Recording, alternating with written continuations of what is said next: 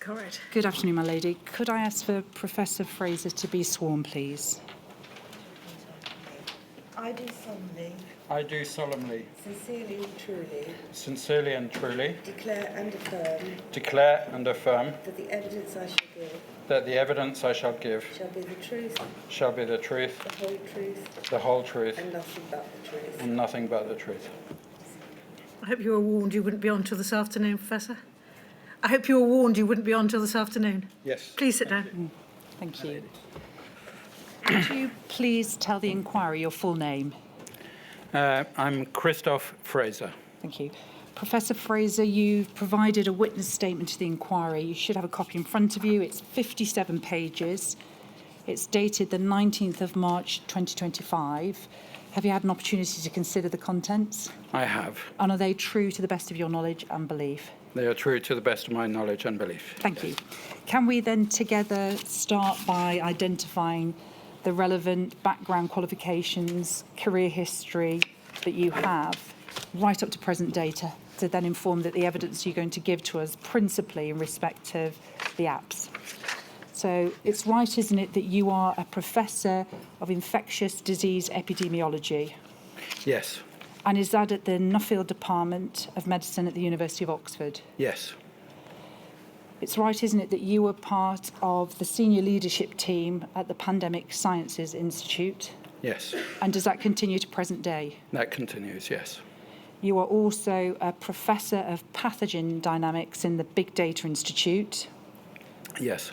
And as we'll come to look together this afternoon, you contributed to the design and analysis of the UK's digital contact tracing programme, and in particular the development of the NHS COVID-19 apps. Yes. And Just a minor point of clarification. I'm no longer a professor in the Big Data Institute, though I was at the time when the work was done. Thank you. And we'll come on to look together at your involvement, in fact, in respect of the development of two apps, effectively. Yes. Thank you. You were also, is that correct, during the pandemic, an academic consultant for NHSX? Yes. You are a member of COVID-19 Genomics UK? Yes. And also Open ABM COVID-19? Yes. And does that continue to present day?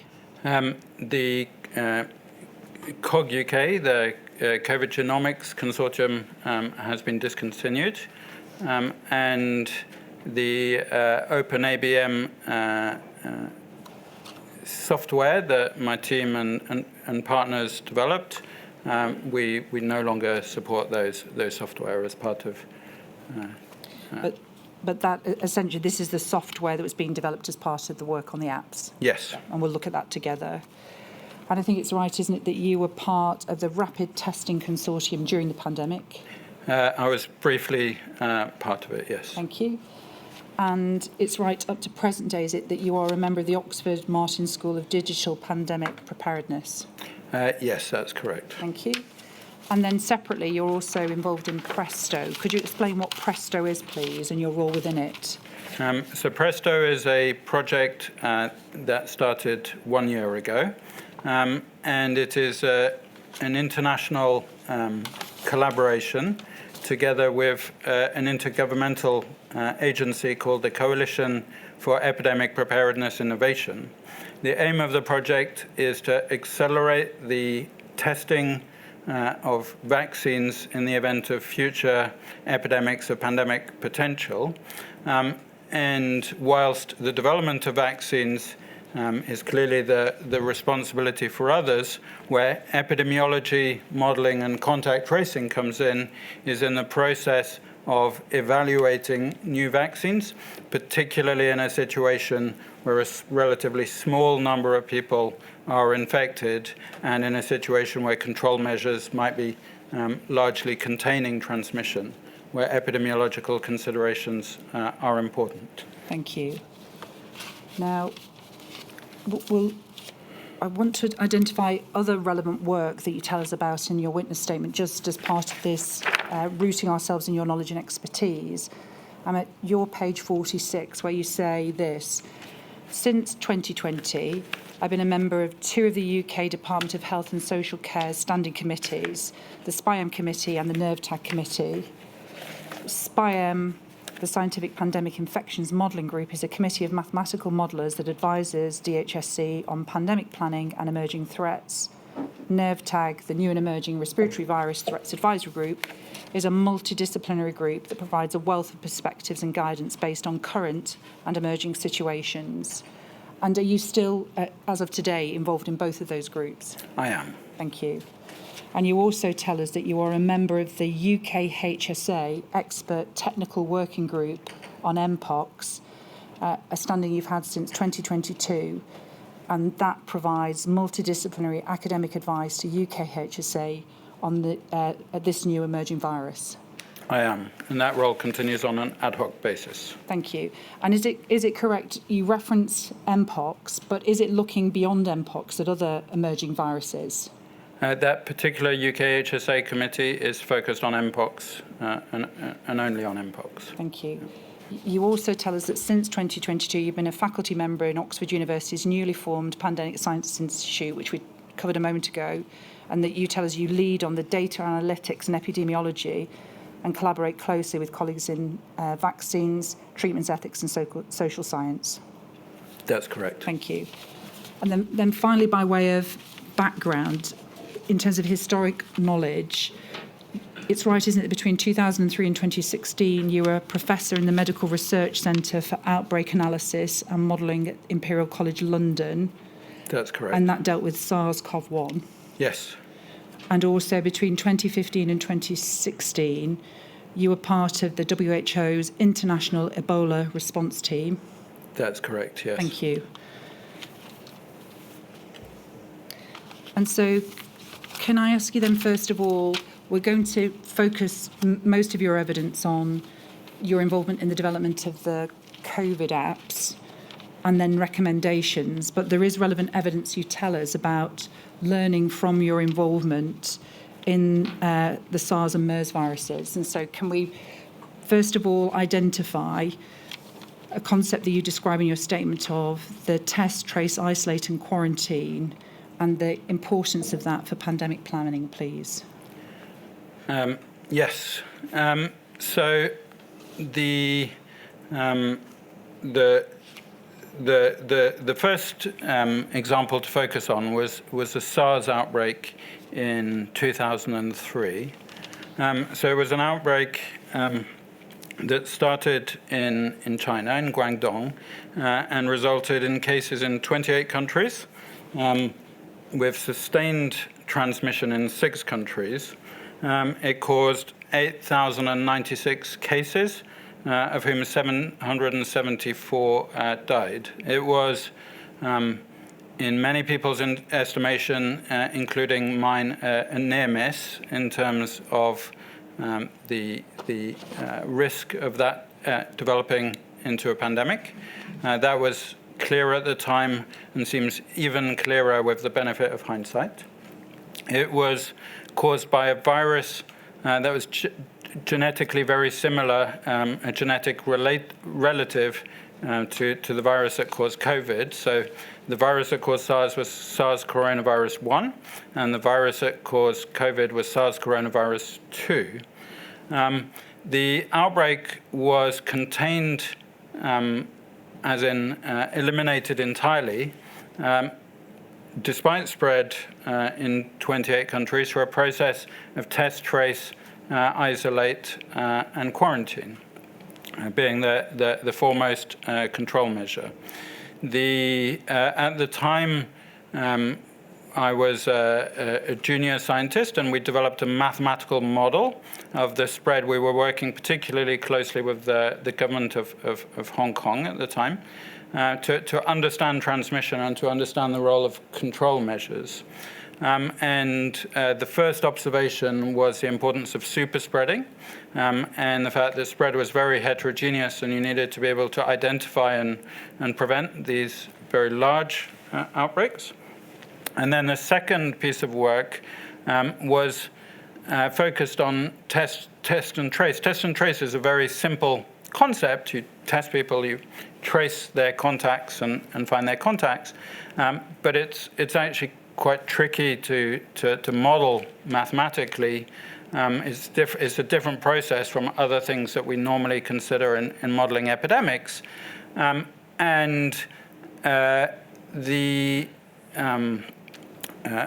finding of our modeling was that what made SARS easier to control was that most transmissions came from people who were already quite symptomatic, quite ill at the point when they transmitted the virus. So if you compare to COVID, for SARS in 2003, if you like, the transmission started sort of 4 or 5 days later compared to COVID, if you were to compare two patients side by side or two groups of patients. And so people were already symptomatic. And what we showed was that in terms of the parameters that you would put into planning assumptions, SARS in 2003 was basically as infectious, or maybe even more infectious than COVID, with a R number of about 3 or thereabouts. But it was actually much easier to control because essentially none or very little of the transmission involved asymptomatic or pre-symptomatic people. And so we developed, at that point, we developed a mathematical model of test and trace, and we showed that the two parameters that you really needed to know about to predict how effective test and trace would be as a frontline measure were the infectiousness, this R number, and the proportion of transmission that was pre-symptomatic. And this is a model which my team and I returned to at the beginning of COVID to gain insights into test and trace for COVID. Thank you. And so if I'm incorrectly summarising this, please correct me. So your work on SARS had identified, as part of the modelling, it was essential to know pre-symptomatic transmission to inform the model. That's correct, yes. Okay. And so then can I ask you, in terms of when we move forward to the pandemic, the COVID pandemic, yeah. The inquiry's already heard much evidence about asymptomatic transmission and the knowledge about asymptomatic transmission. Can you give your view to the inquiry as to how important it was in the very early days to be looking at asymptomatic transmission? So I think it was crucial to understand asymptomatic and pre-symptomatic transmission. And in terms of what was publicly available, the first reports published on the epidemic in Wuhan commented that about 70% of cases in Wuhan hadn't had a contact with somebody symptomatic. Now, of course, that could have been misreporting, people not answering the questions correctly. So therefore, I phoned up my colleague who led the investigation, and he confirmed that this really did appear to be true. And we, throughout early February 2020, we looked at the contact tracing data from Singapore that was updated in real time on an interactive website.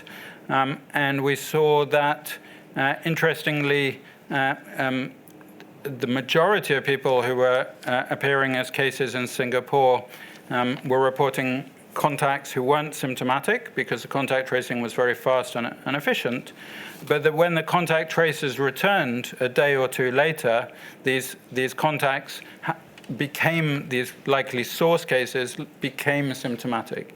So we then were able to parameterize a statistical model to estimate, and we found that consistently across both of those data sources, about half of all transmissions were coming from people where a source case wasn't yet symptomatic, was either asymptomatic or had very few symptoms at the point of where transmission is likely to have occurred. Thank you. Now, you've referenced February 2020, but you also then told us about making a telephone call for someone who you knew would be able to confirm the position in Wuhan. Can you just help us as to the likely time when you would have made that call that confirmed what you'd read around pre-symptomatic and asymptomatic transmission, roughly?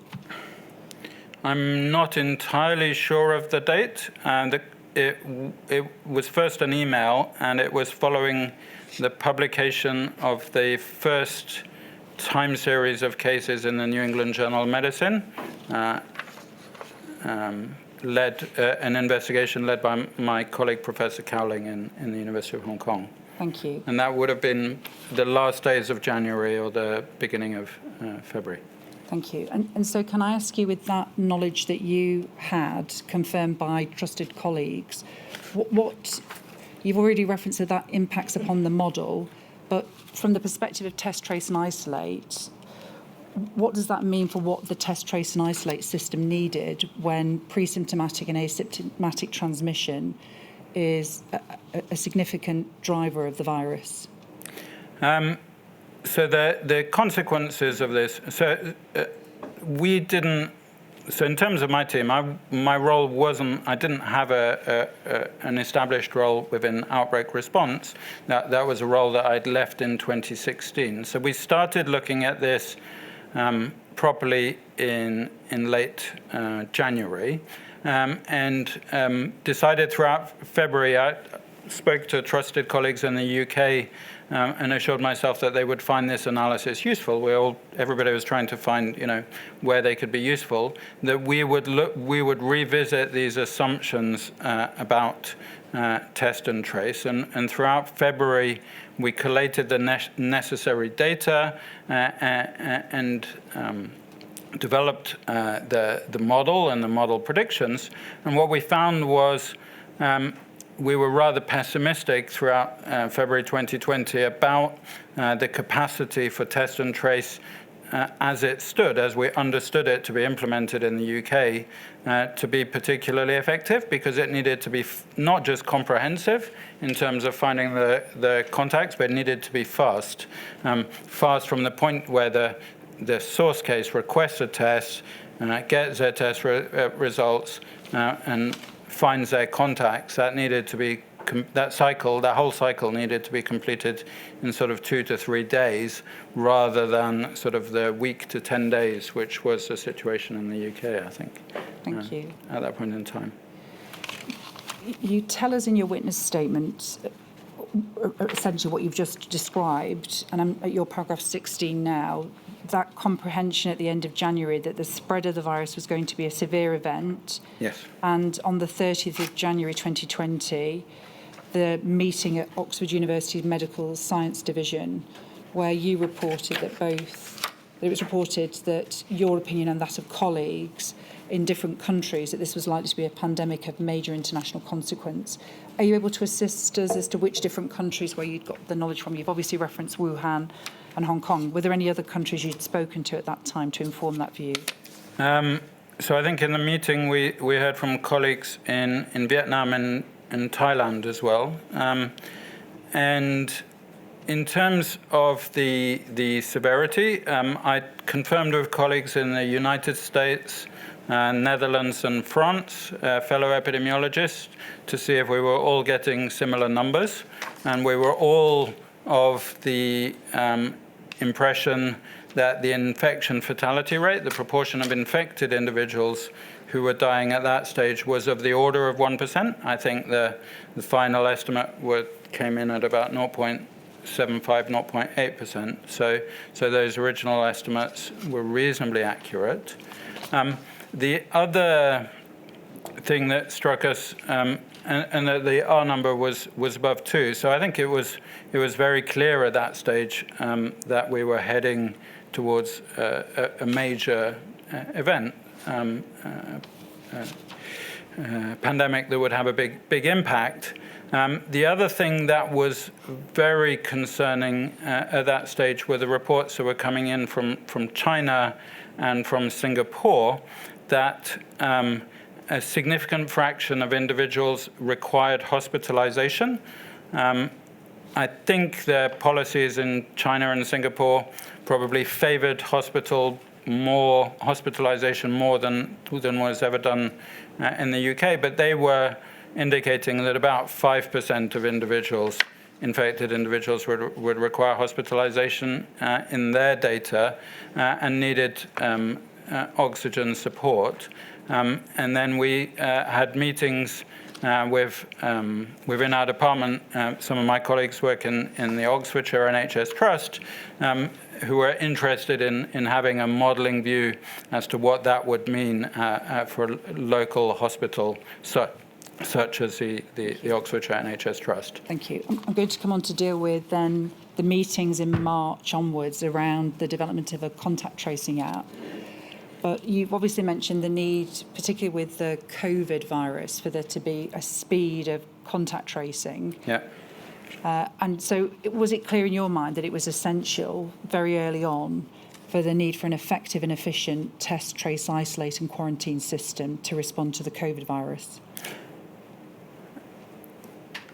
I think it was clear to me at the time. That is the standard first-line response to a coronavirus situation, including the MERS coronavirus, and it's also the standard first-line response to other new viruses that we've dealt with, as a community in the last few years, including, the hemorrhagic viruses, the Ebola, the Marburg, and so on. And even looking back further on my work on HIV, the way HIV and the transmission of HIV was originally understood was through a process of finding people's partners. Maybe if I may comment on a point that you've raised, I think another point that was really important in that early meeting was that my colleagues in the vaccine team presented a very clear timeline in terms of the development of the Oxford vaccine. And I think this was important because for future response, because non-pharmaceutical interventions and control, I think, could be understood as something to hold back the virus prior to vaccination. It wasn't an unlimited commitment to living with non-pharmaceutical interventions. It was until treatments and vaccines became available. And I think that's, maybe a lesson for going forwards is that non-pharmaceutical interventions have their place because, in general, treatment and vaccines will improve survival rates over time in different situations. The other point, I think, with contact tracing and the other importance of contact tracing is how we get to find out about what is a risky contact and what isn't, and how a virus is transmitted by studying the data on those early cases. Well, can we then look together? And I want to briefly summarise how it was that you came to think about the need for this contact tracing app. Your statement tells us, and I'm at your paragraph 19 now, that during February 2020, you decided to start with a mathematical modelling framework that you developed in 2003 to model SARS-CoV-1. And you obviously took regard to the asymptomatic transmission, but essentially that led to your thought process of the need for this contact tracing app. And I think certainly your statement tells us from the beginning of March, you had identified from literature review as well of the need for a smartphone app for COVID-19, informed also by what different countries in Asia were doing. Is that a fair summary that gets us to the beginning of March? Or please, if you want to correct anything I've just said, do so. I think that's broadly correct. We were essentially trying to parameterize our predictions for how effective contact tracing might be based on our understanding of the delays in testing and the delays in contact tracing. And simultaneously, we were looking at reports of apps that were being used in Taiwan, in South Korea, in China, and so on, which were focused on safe entry and so on. And we asked ourselves what we would do if we were to develop an app.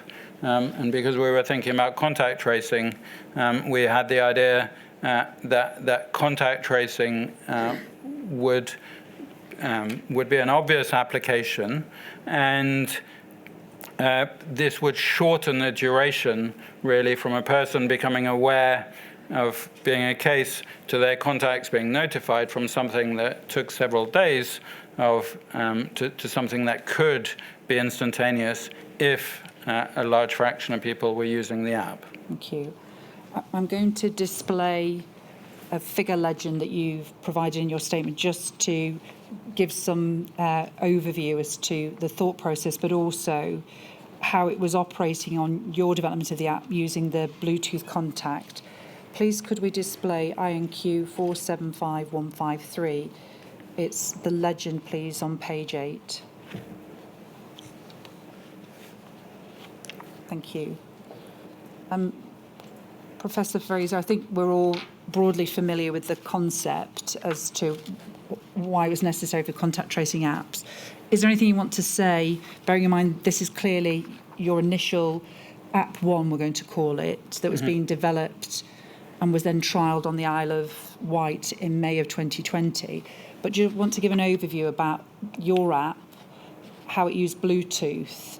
And so when we come to then move to App 2, we understand the distinction between App 1 and App 2, please. So we presented the concept for such a proximity tracing app.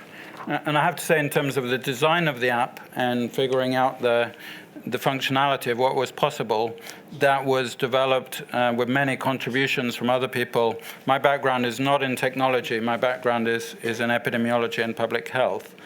So just in terms of the schematic, I think there's a few things that appeared important to us. So person A here is a person who we're following over the course of a day, who comes into contact between different people. The first thing is we thought you wouldn't necessarily want to give the same notification to everybody. If somebody had had a fairly distant contact, in this case people H and I at work, you might want to give them just a lower degree of notification. The other thing which we did is we included the results of this was work that had to be done of speed. So of this is the mathematical model that I developed for SARS in 2003, but with COVID parameters instead.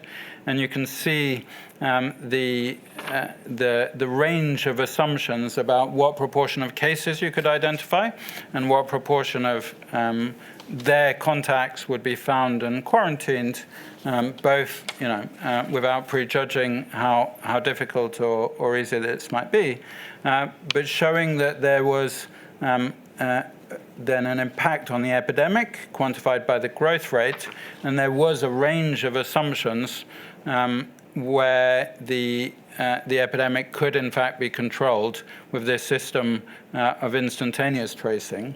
And in the paper, we also show similar projections, similar modeling results with delays of 2, 3, 4 days in contact tracing, showing that you would have a much smaller impact in this situation of COVID. Thank you.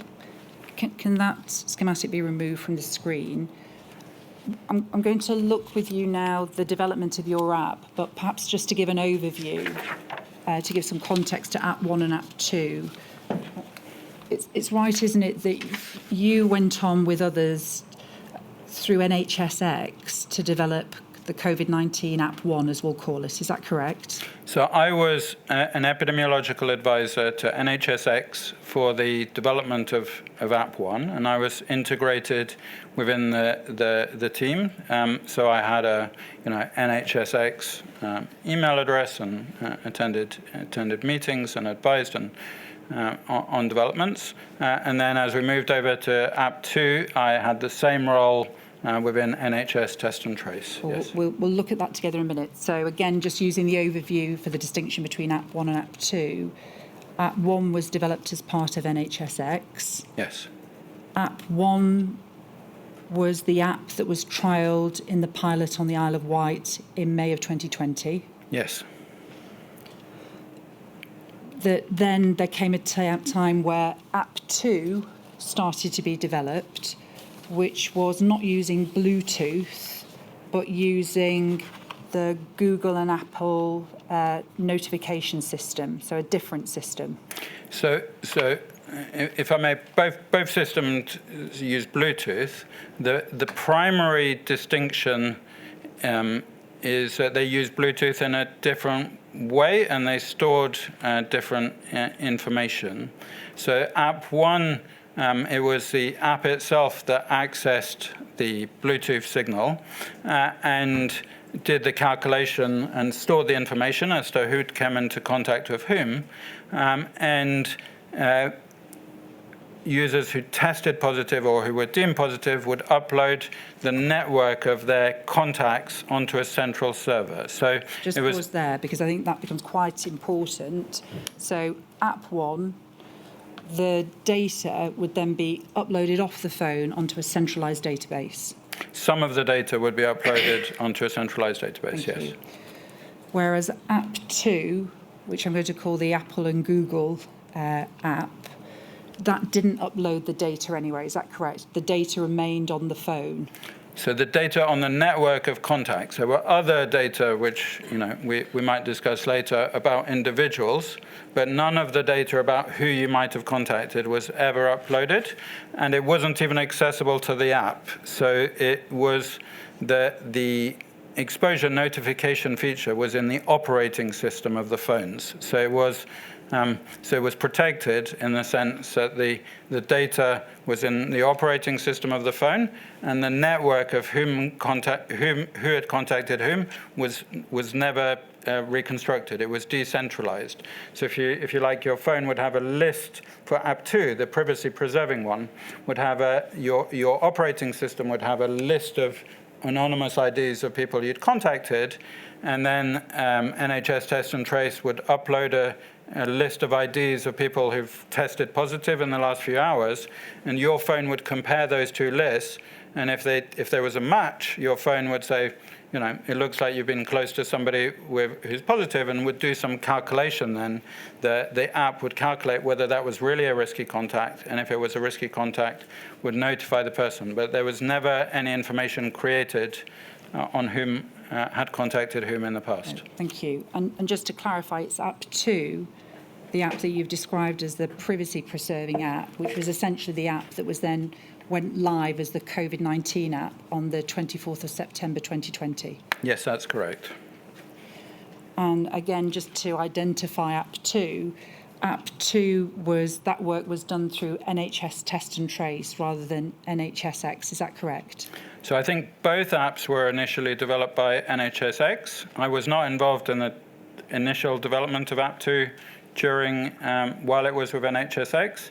And then as it went live, it was transferred to NHS Test and Trace. Thank you. Now, when we looked yesterday in opening at the strategies that were implemented in May of 2020 as part of NHS Test and Trace, it was headlining that the app was about to go live shortly. And so when we look at that in the context of May of 2020, was the expectation at that time that it was app 1 that was the app that was going to be implemented nationally? Yes, I think that was the expectation, yes. Thank you. But in due course, for various reasons, which I'll ask for your view and comments on, the decision was made not to go with app 1, where there were some concerns about privacy because of the uploading to a centralised database, but the decision was to go with app 2. That's correct. Thank you. And so can we, hopefully, that's helped rather than not confuse, can we just then work through your involvement up to that point? Because I'd like your input as to when there was an announcement being made nationally that an app was expected to go live in May, to get your views as we move through the chronology on any views you have about the delay in an app going live for use in the United Kingdom. So there are a number of features in terms of our team's involvement. There were three predominant areas. So the first were which I'll go through very quickly, were about the ethics and the issue of privacy. And my colleague Mike Parker, who's professor of ethics at Oxford, we engaged very early on because we realized that this was going to present some difficult issues. He very quickly became an advisor or member of SAGE, and I can't really talk for his work, though I'd be happy to try and summarize it if useful. My own team's work was on a number of questions. The first is, I think, as you discussed yesterday, there were severe strains on testing capacity. And in fact, by the time the app was being developed in early March 2020... Just pause there. When we say the app, we're talking about App One. App One. By the time App One was being developed in early March 2020, the ask, as it was to consider what could be done without community testing, so based on contact tracing based on symptoms. So, you would be told that you were the contact of maybe a probable case of COVID, and you should be cautious as a result. And that was the app that was trialed on the Isle of Wight. So it didn't depend on limited testing capacity. And the reason for that was because so that it could be deployed very quickly without having to wait for testing capacity to catch up. We then looked at lots of many different schema for sparing tests. So, could you test one person and then assume that if their contacts are symptomatic, that they must have COVID because the index case had COVID, and permutations like this, to both look at the question as to how effective it would be, but also would it be disproportionate in terms of too many people being pinged. We also looked, my team was also responsible for developing the risk score in the app. So we were aware from the early data on super spreading that it looked like there was a mode of transmission that was airborne. So this was before the sort of 2 meters 15 minute rule came in.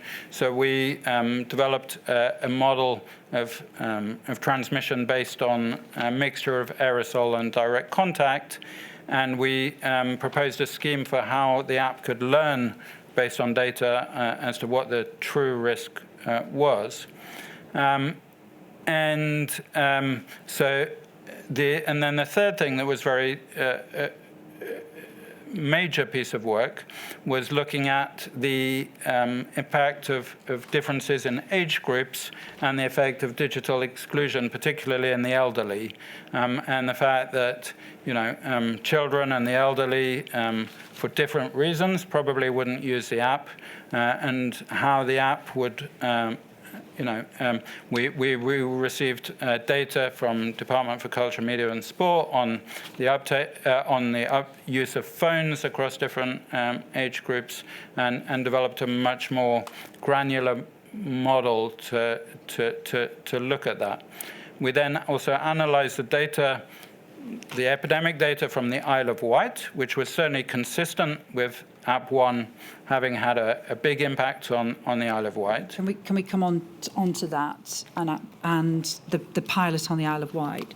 And so, can you just confirm to the chair in terms of development of App One? I think we're going to hear from Matthew Gold, that was part of the team leading the work on App One. Who else, from a decision-making position, was involved in the development of App One? Can you assist us with that? Matthew Gould, as the CEO of NHSX, would have been involved in decision-making. I was not involved in decision-making. My role was as an advisor. There would have been Peter Wowell, there would have been Geraint Lewis from Public Health England would have been present. There would have been Mark Bryers as the chief scientist, who was brought in from the Turing Institute with expertise in data systems and interpreting Bluetooth signals.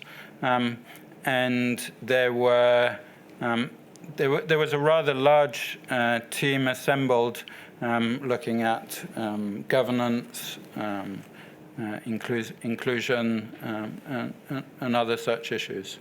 And just so you're clear, when you talk about inclusion, you've talked about digital exclusion. So in the development of App 1, were issues of disparity being looked at as you developed the app?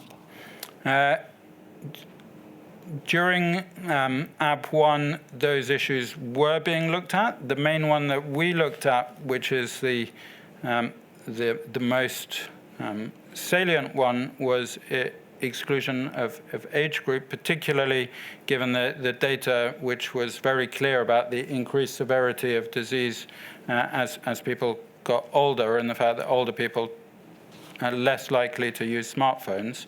But other issues of disparity were looked at. I would say that they were much more foregrounded in App 2 when we moved over to App 2. Let's just work through your paragraph 29. You tell us that NHSX took on the development of the contact tracing App 1. The implementing partner was a company called Pivotal, and your role from that point onwards was to advise on the epidemiology, impact on hospitals and ethics. You say that your first model was rather simple, that you started building a detailed agent-based stimulation that could encode important information, of which age effects were the most important. Contact rates vary by age, smartphone usage varies by age, susceptibility to serious disease, hospitalisation and death varies by age. And over the page, please, to your paragraph 30, you say the development of the first app was remarkably fast, with test versions available within 2 weeks. And you say this was before even the first UK lockdown started. You say your group's focus within the team was epidemiological considerations in risk scoring for the app and understanding the likely public health impact of the app under different assumptions about population uptake and adherence to advice. And so can you help us then as to, just from your perspective in terms of the timeline? We know that there was the trial on the Isle of Wight, and from your understanding at that time and your team for the development of App 1, when did you anticipate that it was likely to be available nationally? I think the feedback from the decision was made after the pilot of on the Isle of Wight, that whilst the trial, the app had been, from our estimation, successful, and from user reports, the trial had gone well, that the view was that it should be integrated with testing, and that contact tracing shouldn't go ahead on the basis of contact tracing people who have symptoms, but they should wait for a test. So this was the first, from that point on, I think once that decision was made, it was going to take a while, because you then needed to figure out how to integrate test results into the app from that point on. Thank you. And perhaps if we just look at the success, I think you say you thought that the trial on the Isle of Wight had gone well. Can we look at your paragraph 55, please? You say that the Isle of Wight test and trace programme was launched on May the 5th, 2020. The app was available for download by the general public from May the 7th and was downloaded by more than 54,000, 38% of the people on the island during the trial period. You tell us that on May the 18th, community testing was introduced nationwide, initially for all people over the age of 5 years and for everyone on May the 28th. And the National Contact Tracing Service reintroduced traditional contact tracing. There was no nationwide contact tracing app during the period of study. And then you go on over the page, I think, to tell us the results as to how it operated on the Isle of Wight, but the role it had also had around reducing transmission. And so can I ask you, you've told us that there was then more work needed because there was a desire to link the app to testing. But in your view, would there have been value of the app as it was following the Isle of Wight trial to have been launched at that stage as a way of assisting with understanding of contact and tracing as part of a TTI system? So our analysis of the epidemic on the Isle of Wight was consistent with a large effect of the app in reducing transmission.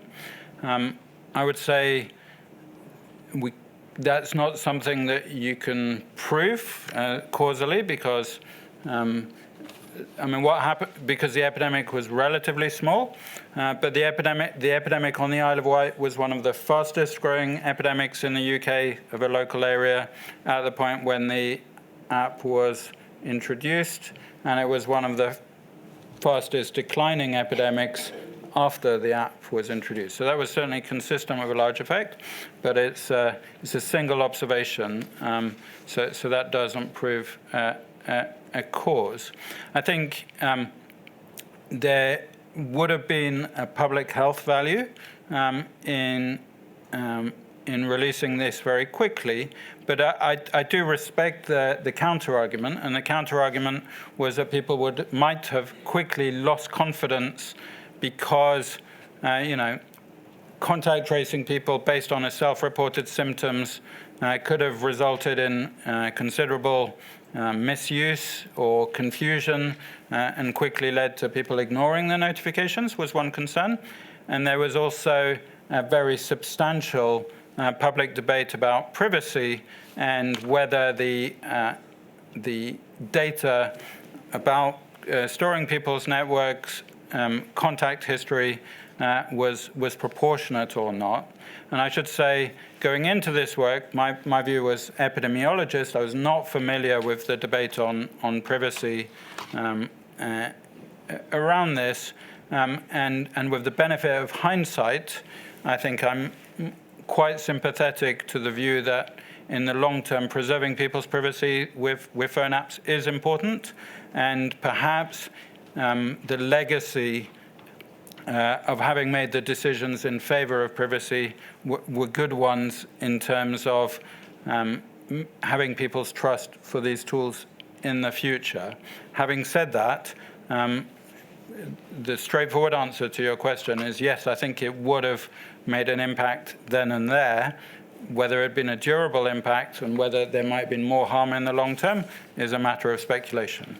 Thank you. Now, so following on from the Isle of Wight trial, you've told us already that which we also see at paragraph 58, that essentially the learning was that the national contact tracing app should be integrated with the new PCR testing service for COVID.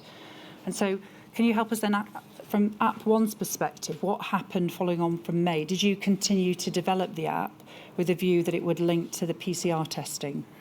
So, yes, and of course, so we continued being part of the app team. Of course, that decision then meant that there was, you needed time to make sure that PCR testing capacity could meet this team, it could meet this need or this new sort of requirement.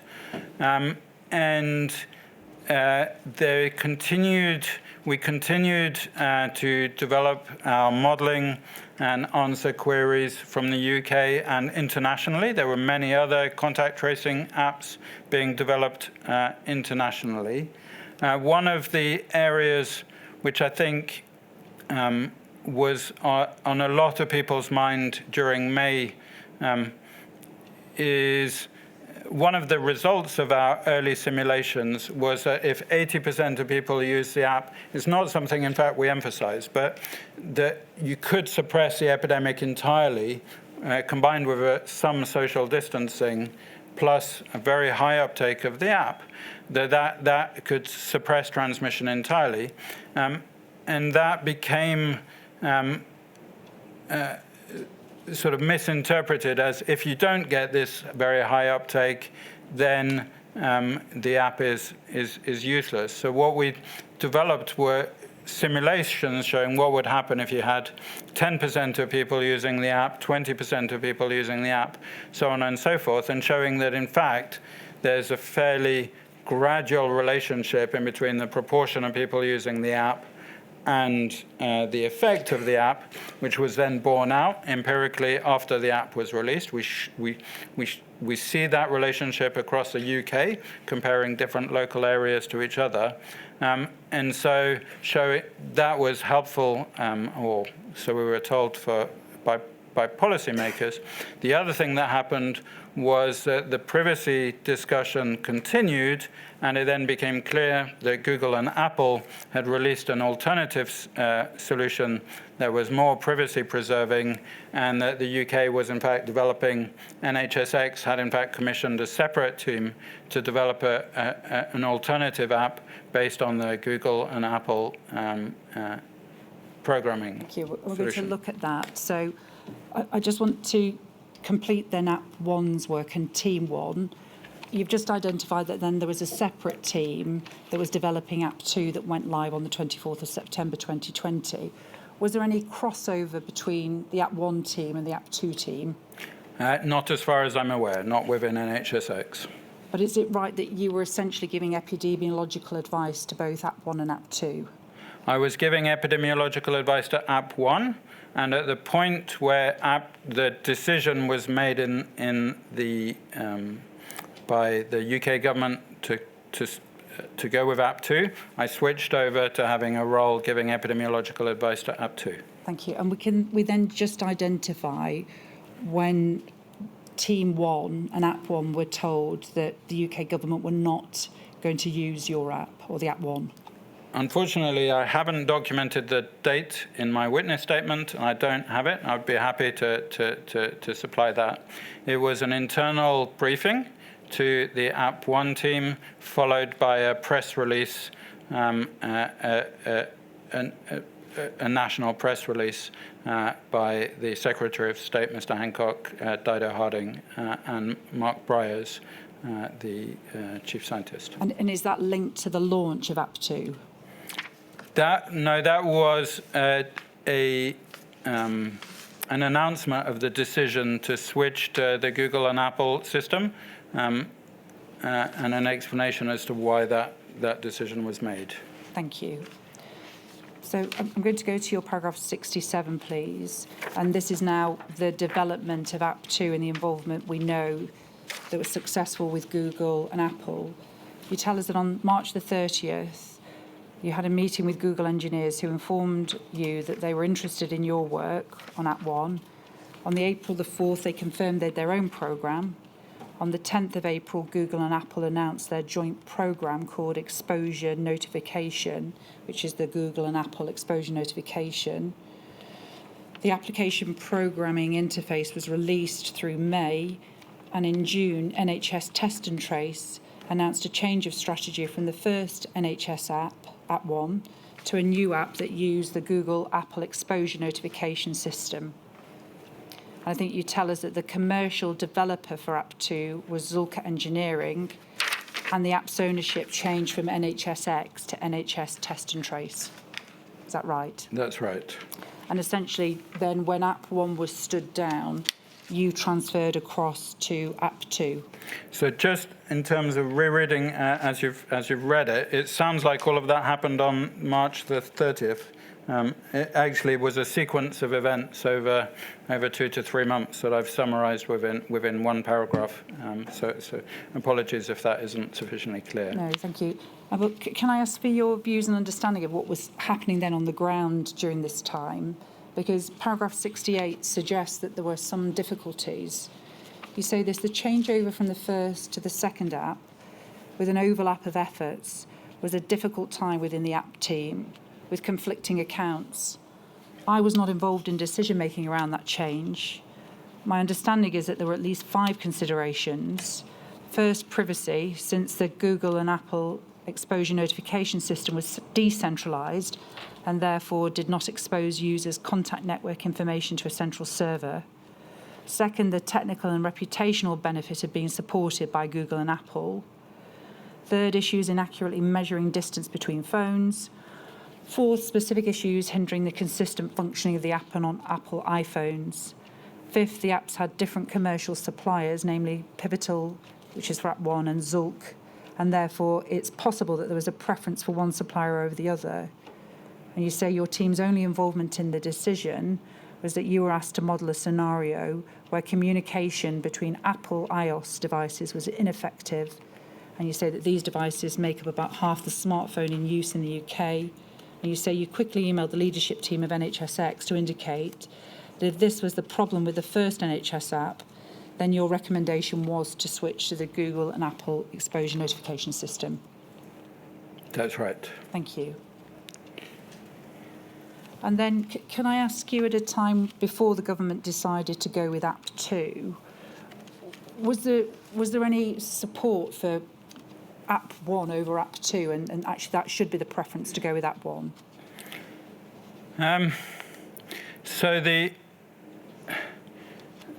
So I was asked to comment. I was and produced a public report comparing the architectures of App 1 and App 2. Part of what made the situation difficult internally was that it felt like there was a need for a decision. The period lasted quite a long time in the coexistence of these two app programs. There was a need for a decision, and the debate was, I think, evidently harmful to the app program overall, and would have been brought to an end by taking a decision. So having this open situation was inherently harmful. My understanding, with the benefit of hindsight, talking to the people involved in development of App 2, is it didn't actually slow them down. So it didn't slow down the development of the app that was eventually released. That is what I've been told. And then the issue about this centralized versus decentralized and privacy, I was asked, would it provide epidemiological utility to have this centralized design?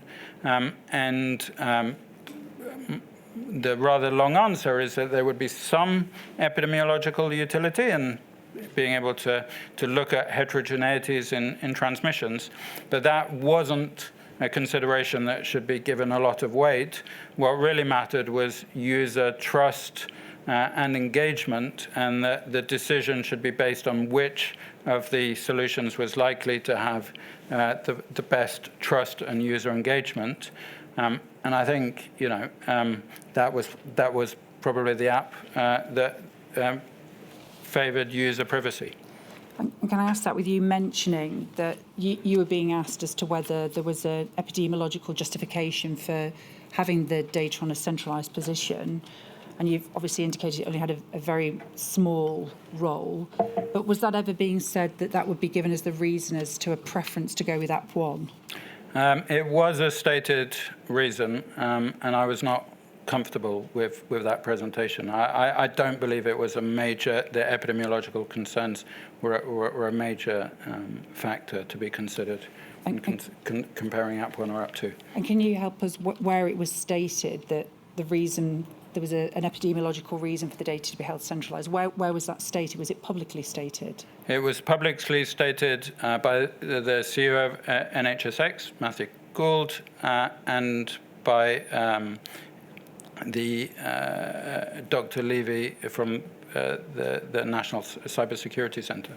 And it's entirely possible that I did not present the epidemiological pros and cons in a very clear-cut manner. I think it seems to me clearer with the benefit of hindsight. But I think it seems to be what you're saying is that you felt uncomfortable, would it be fair to say, from a public trust point of view, to be saying there was an epidemiological reason for the data to be held centrally?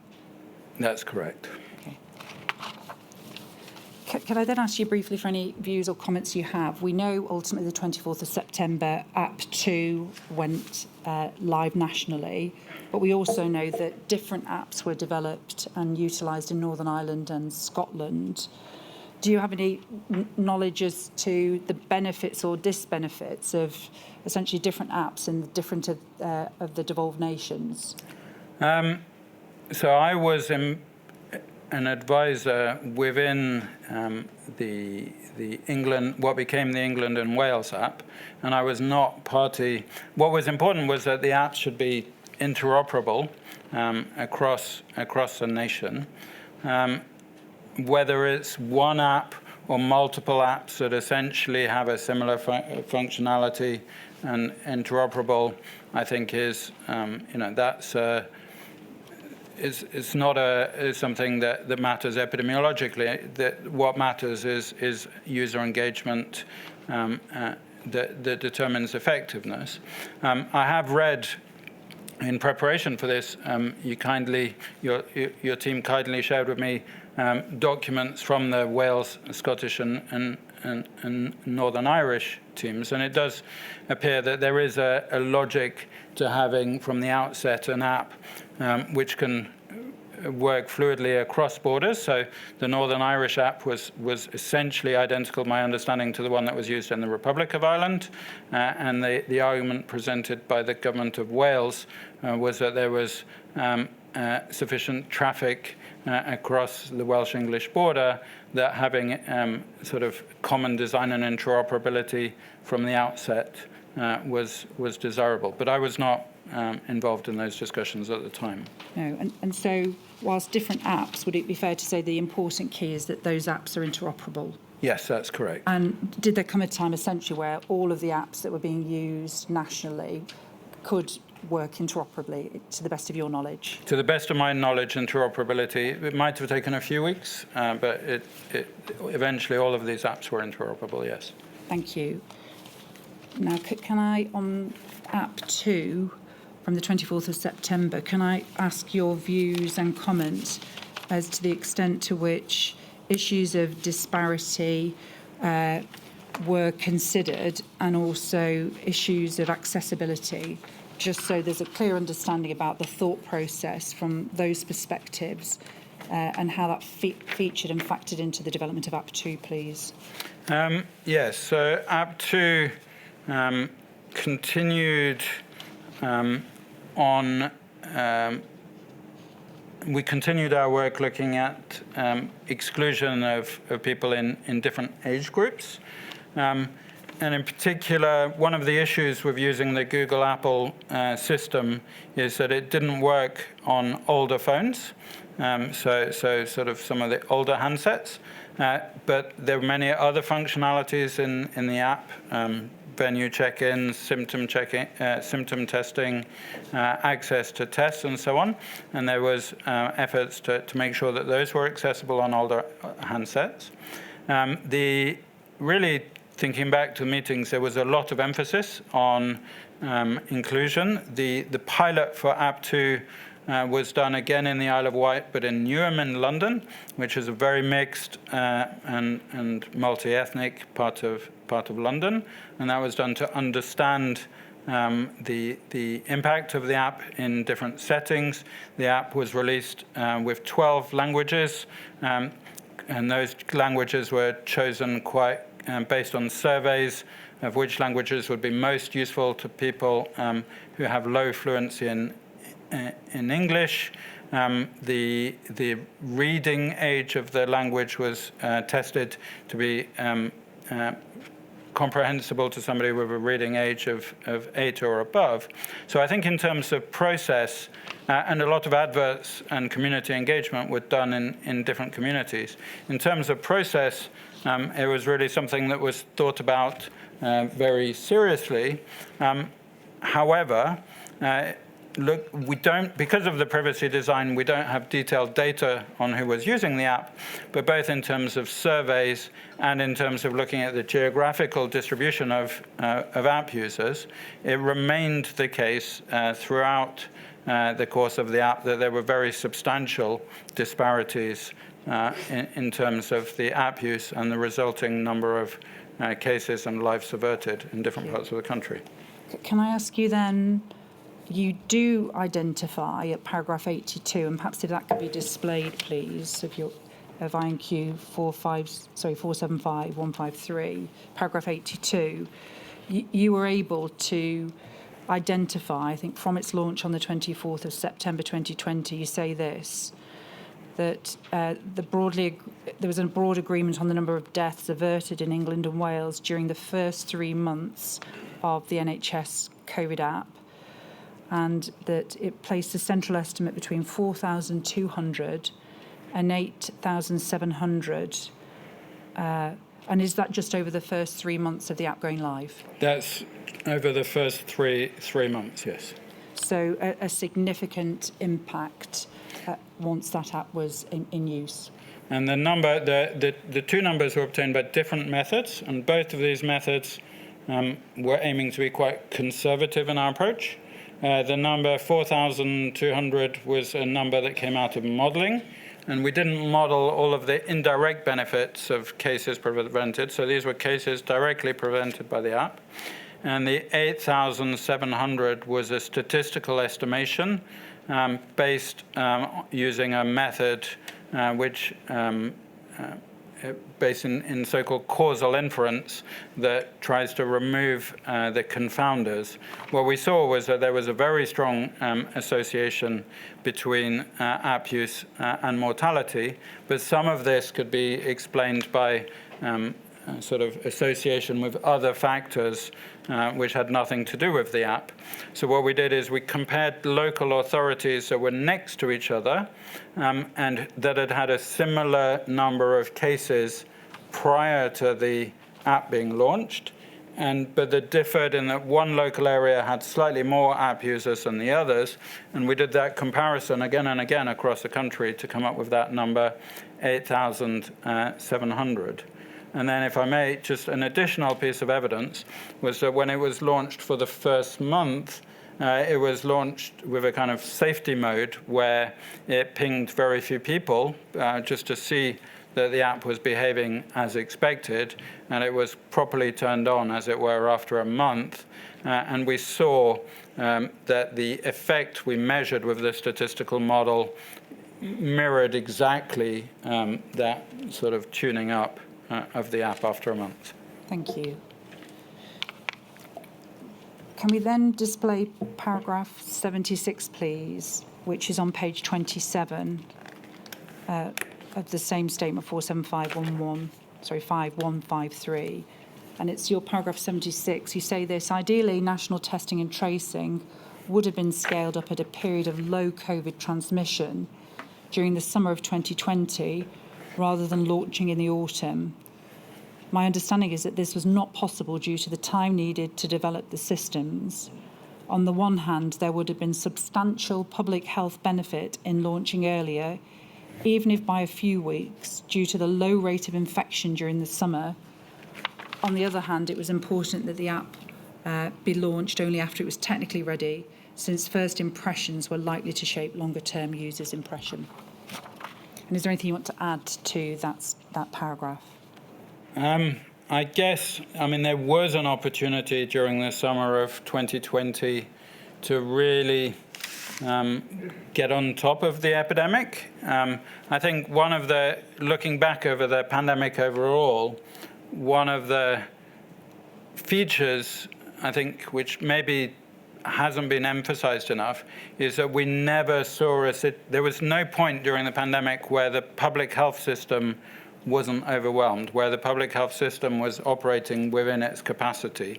So if you look at countries where public health systems are operating within capacity, you have isolated outbreaks, and you essentially respond to them with the combination of testing and manual tracing and app-based tracing, and you always have more public health capacity than you need, as it were. Whereas in the UK, there was always slightly less or much less than would be needed to achieve that. I think there was an opportunity during the summer of 2020 to reach that stage. Certainly by the autumn of 2020, with the reopening of schools and of universities, the very large outbreaks around there, that opportunity was missed. And I guess that comes to our recommendations looking forwards, that really it's so important to have these kind of systems, or, people can have different views as to which systems, the details of which systems we really need, but they need to be ready from the outset, so that public health sort of is on top of the situation before it spins out of control. Can we then, before the break, just look, please, at the maps you provided of the UK? And I'm going to take you, first of all, to the one that we find on page 27 of your statement, please. And perhaps if we could expand the map of England and Wales, please.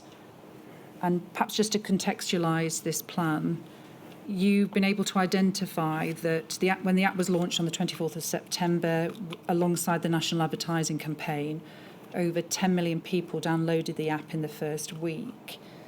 But then, can you help us at all? Because certainly if we look at the percentage of uptake in the population from, as shown on there, that certainly there seems to be a significant lesser uptake in Wales. And obviously there are then areas particularly highlighted by yellow with the least uptake. And so, first of all, with Wales, are you able to assist us at all as to why there seems to be a substantial overview of lesser uptake in Wales over other areas of England? I can't say in detail. It's quite stark. My understanding is that one of the drivers of adoption was the use of QR code check-ins, and this was not adopted to the same extent in Wales. I don't, unfortunately, have all of the details about that difference in policy available to me now, and if it's important, I'd be happy to Thank you. to verify that and get back to the inquiry. And just on that point, in terms of the benefit of the app, obviously it had a role around the contact tracing aspect, but is it right that the app also was crucial to the check-in service, and so there was another driver of people wanting it? It was part of that ability to check in restaurants and the like, and so that was a kind of a linked benefit to encourage download. Absolutely. It was a convenient way for people to check into venues. People could choose to sign in, leaving their name and phone number, but the app was more privacy preserving and a convenient way of doing so. You could also order a test, you could check your symptoms, such as they were, and you could get a local alert at the point where there were differences between regions. Thank you. And are you able to assist Professor Fraser on the areas shaded in yellow? I'm afraid I'm not cross-referred where those areas are.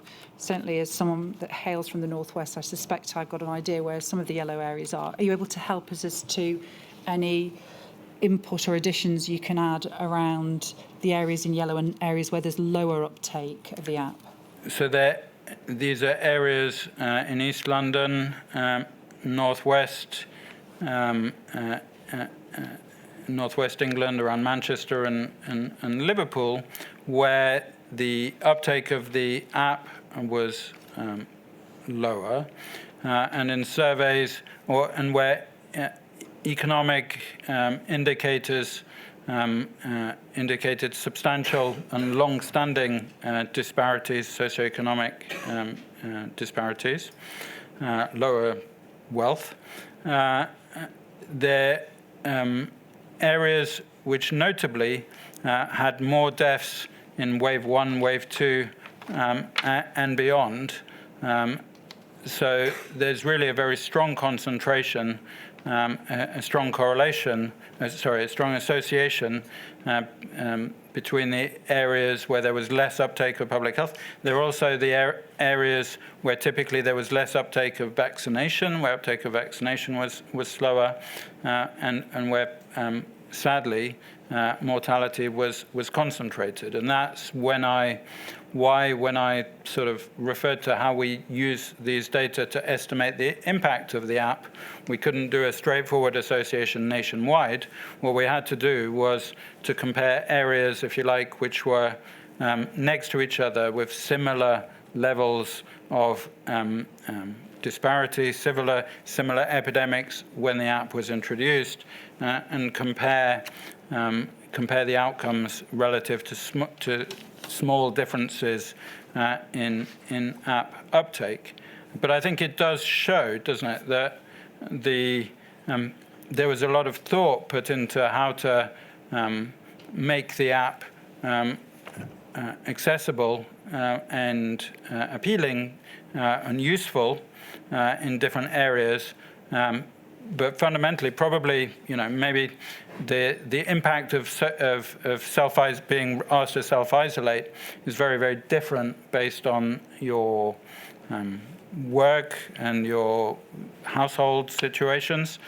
I think it's a perfectly understandable response that that people would engage less in those areas, and unfortunately, those efforts did not make the desired impact in terms of addressing these disparities. Thank you. Lady, is that a convenient moment to break? Certainly. Thank you. I shall return at 25 to. Thank you.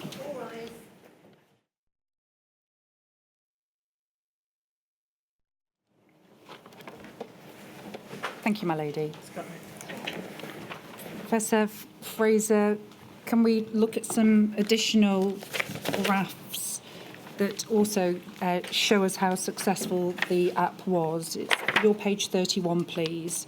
And I'm not going to have time going through each of these other than just to identify what's shown by each of the graphs. If we look at, first of all, graph A, I think that demonstrates the cases, is that correct, that were averted as a result of the app? That's right. And sorry.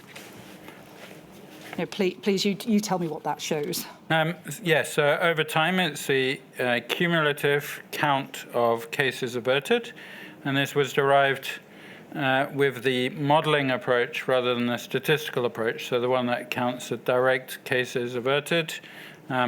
So compared to the previous estimate that we saw, it was the lower of the two, the most conservative method, and it shows that by the end of the first year, about 1 million cases were averted with some degree of large amount of uncertainty shown by the shaded area. We didn't replicate the statistical analysis for comparison because by the end of 2021 there was so much vaccination that it was quite hard to separate in a statistical analysis. Thank you. Can we briefly then look at graph B, which I think identifies hospitalisations averted as a result of the app? If graph B could be expanded. Thank you. So a similar plot showing about 44,000 hospitalisations averted by the end of the first year. Thank you. If we could then expand, please, graph C.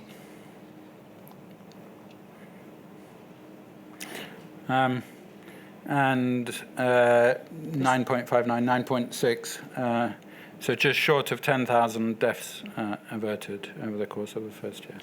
Thank you. If we can then look at a different graph of England and Wales at D, I think this shows the estimated cases averted in each local authority.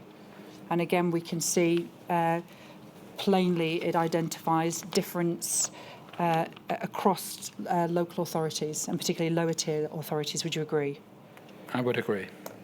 And then finally, we could just expand the map of England and Wales for E, and that also shows the estimated % reduction in cases in each lower tier local authority. Is that correct? That's correct. If I may just take a moment to express my condolences to the families of the bereaved and represented here and nationwide. Thank you. Can we please then look briefly at your paragraph 114, which really allowed after the pandemic to do some analysis around length of contacts. And I think you have identified that the significant thing you've identified when the data has been reviewed is the significant feature was duration of exposure. And actually, the longer the exposure, that was when the risk of transmission occurred. And actually, for brief periods of contact, there was relatively low risk of exposure to COVID. Is that correct? So that's correct on average, There's obviously a lot of variation about this, but on average, the inferred transmission rate. So this was an analysis that was done after the app was discontinued. It was because of the privacy-preserving design. It was a technically difficult analysis to do. But we estimated that the transmission rate at about 1 to 2% per hour of close contact, so really quite low. And whilst, many short contacts, people have many short contacts, and that can add up if many of those are with infectious individuals, the predominance of transmission was through the longer duration contacts. And maybe we'll come back to the recommendation that this kind of data is something that we should be generating at the beginning of a pandemic rather than in retrospect, and how that might happen. Thank you. Can I then briefly deal with lateral flows? Because one of the things that you've identified at your paragraph 93 is that quarantine was the most harmful aspect of the NHS test and trace. And you have provided the opinion that there was evidence that it could have been replaced by daily testing with lateral flows, or at least offered as an alternative.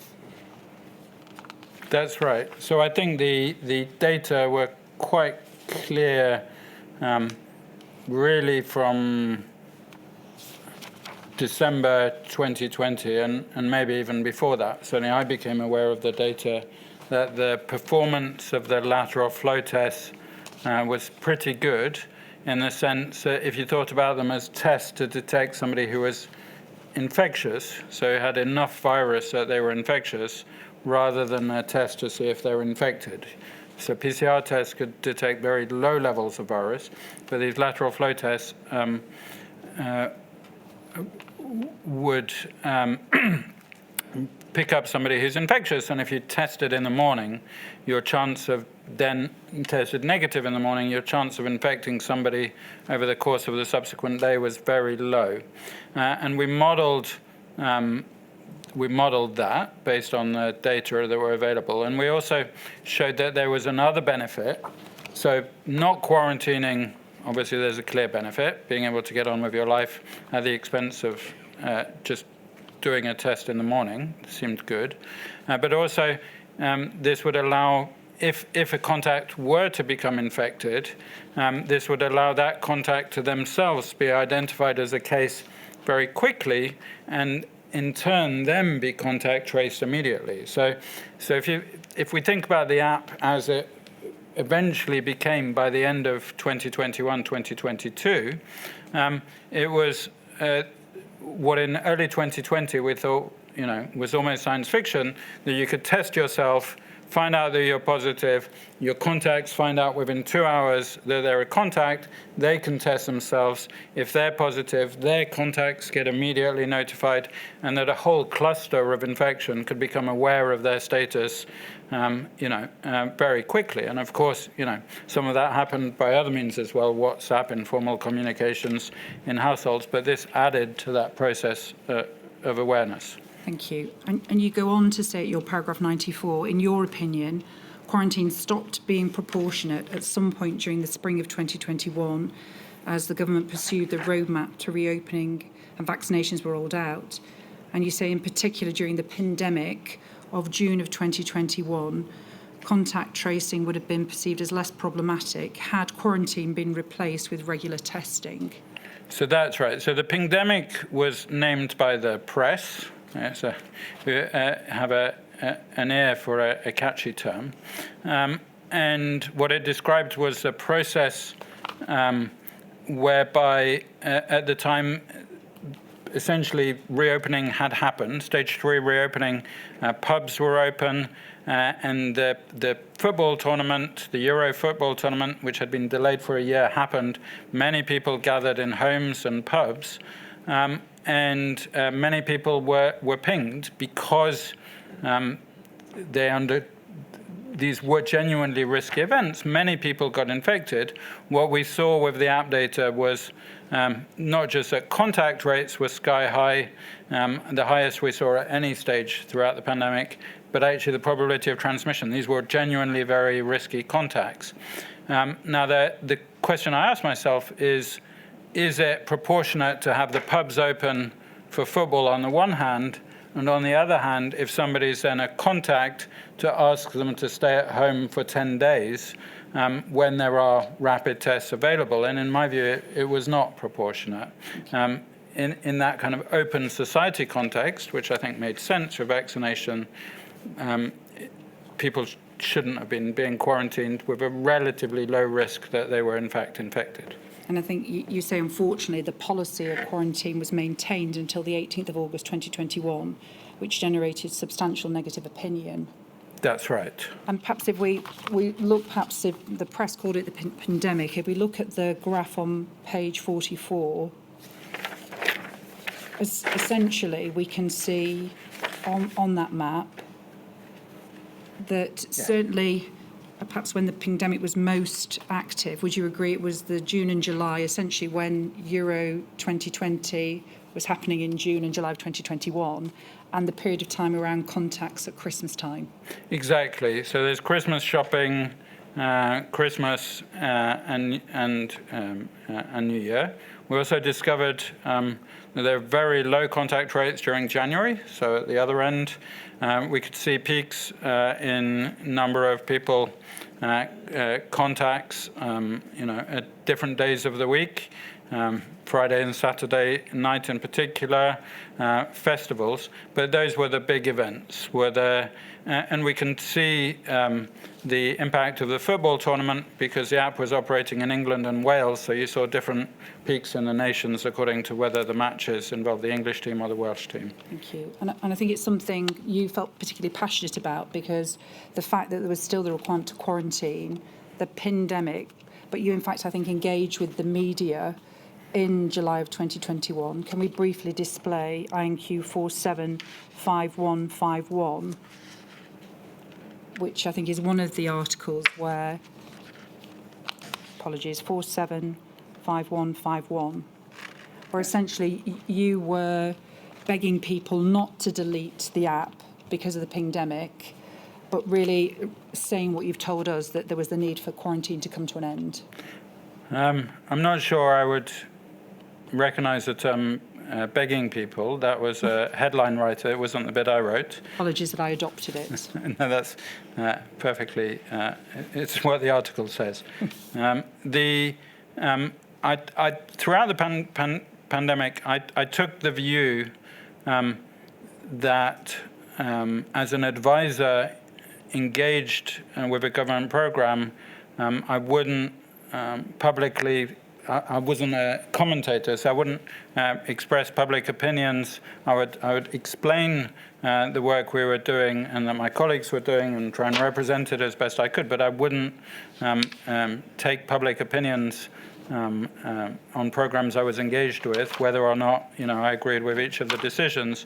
But on this one, I felt strongly and decided to break my own rule on this point.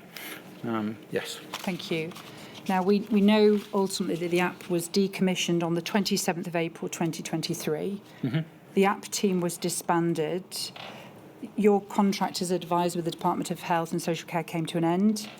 But significantly, Google and Apple decommissioned the exposure notification on September the 28th, 2023.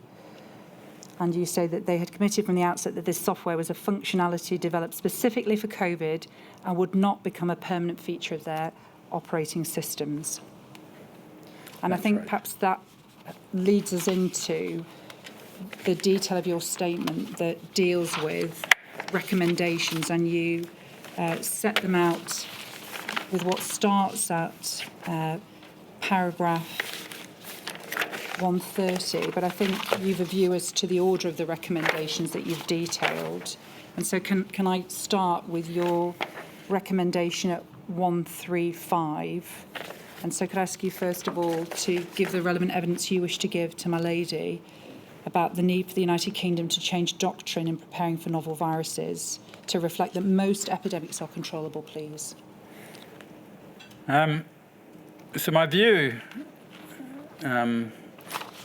and I this was largely my view before the pandemic, but even more so with the benefit of hindsight, something I hold more strongly, is that epidemics are technically controllable since they're dependent on the process of contact between people, and